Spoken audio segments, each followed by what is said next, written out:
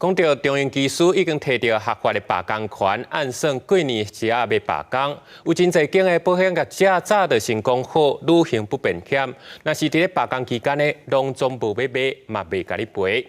今日旅行商业同业工会是呼吁，罢工的有效期应该延长到1个月前就要公告，减少对旅客伤害。 疫情过后，出国旅游的人愈来愈多，多是休寒期间，桃园机场各是排甲长落路。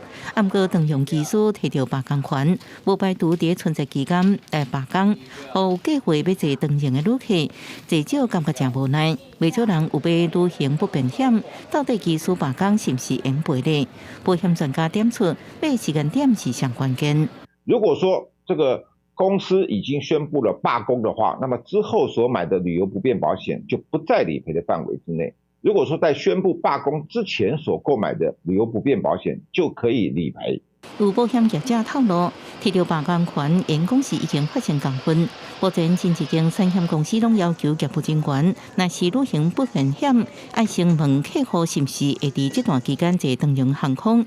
若是公司暂停受理，民众投保进前也要注意除外条款。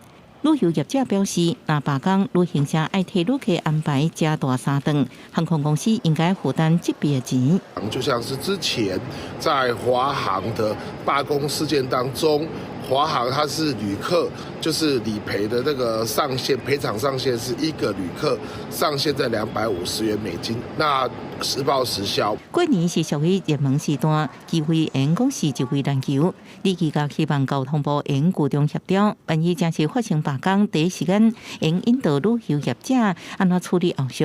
旅行商业同业工会也呼吁，航空工会应有过1个月以后要罢工来表达诉求。各个有过期要限制，大部分是用一定期间以上，尽量减少对旅客伤害。记者综合报道。